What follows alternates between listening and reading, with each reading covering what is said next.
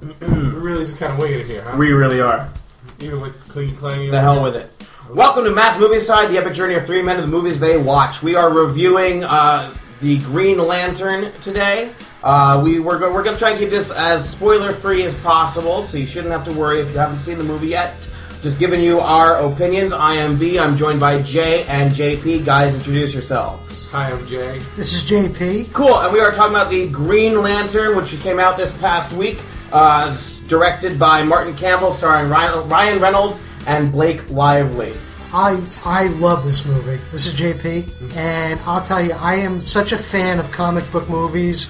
There have been so many comic book movies that have just been like a major disappointment. What was it, 3 years ago, along came a little movie called The Dark Knight, which just like, I felt like that set the standard. That was like the superhero movie be-all. I agree with that. Yeah, you agree with that? Yeah. Then came Green Lantern. Wow. Story, special effects, action. The romance was okay, but wow, what a superhero. I could say probably even, what's his name? Andy Dufresne. Tim Robbins. I could say maybe a Best Supporting Acting nod. And I'm being serious. You don't think so? Seriously? Best Supporting Actor. I'm like on the fence, maybe.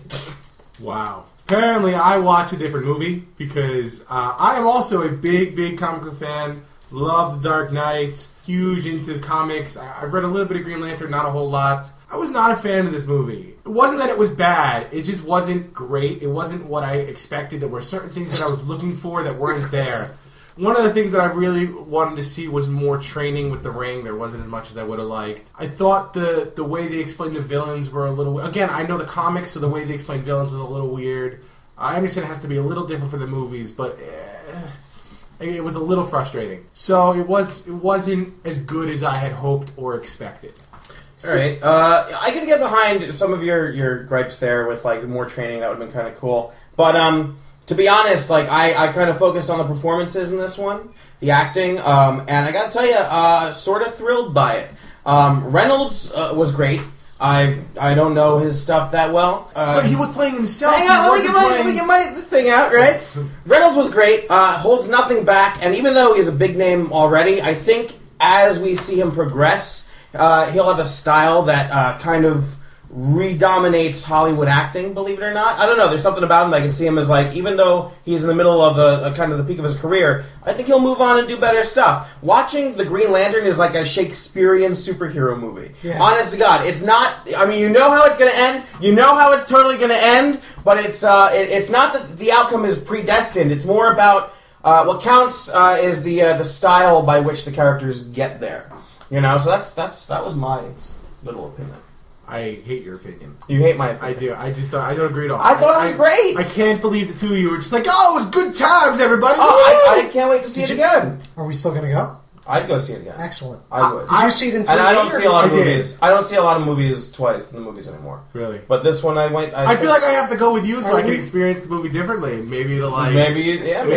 How many times... You saw Dark Knight in the movie? I saw Dark Knight, I think, 3 or 4 times. Would you see this that many times, or at least close to it? I'd see it again. I don't know that. I would definitely see it again, just so I can appreciate it one more time, and then I would say probably a third time, maybe, just for like the little nuances that I might have missed. Wow. Just, focus on like the background and stuff like that. Yeah, even the supporting characters, the bad guy, Sinestro. He was friggin' amazing. But I mean, overall, I think Ryan Reynolds like steals the movie. Yeah. I think he was just an amazing. It was an amazing. It was It was. I can't fucking do this. I can't do it. Can't fucking do this. This movie is fucking awful. This movie is fucking terrible. This movie is awful. Oh my god. Do not see this. Do not see this movie, please. It is long, it is boring, and in everything that you actually want to see, they don't show enough of. You barely get to see him use his powers, and when you consider that he can just fabricate anything with his mind, we should have been treated with a lot more than a fucking Hot Wheels track. This movie sucked. This movie was awful. I was falling asleep. This movie makes me want to kill myself. I agree. I walked out hating it. Oh my god! What point? You made me feel like a schmuck. What point did we start? I mean, oh my god! We started Mystery of Science Theatering the damn thing about 10 minutes in. God. It was awful. This movie was so bad. Let me ask you a question. Was that really the villain that he, the son of Tim Robbins?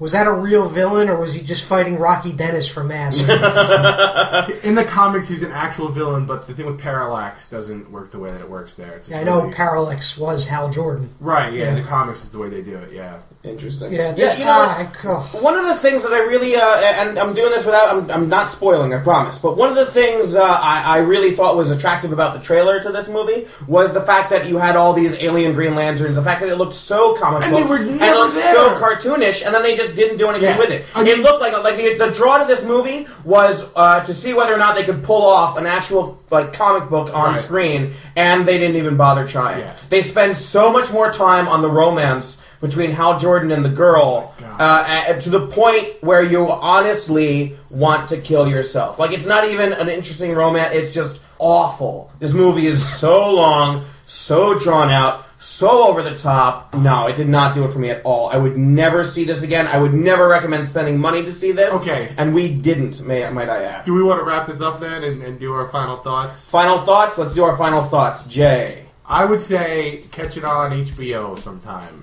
Don't go out before then and see it. Unless you don't subscribe to HBO. In other words, don't. Yeah, okay. My final thought is I will quote Wolverine and say, go fuck yourself.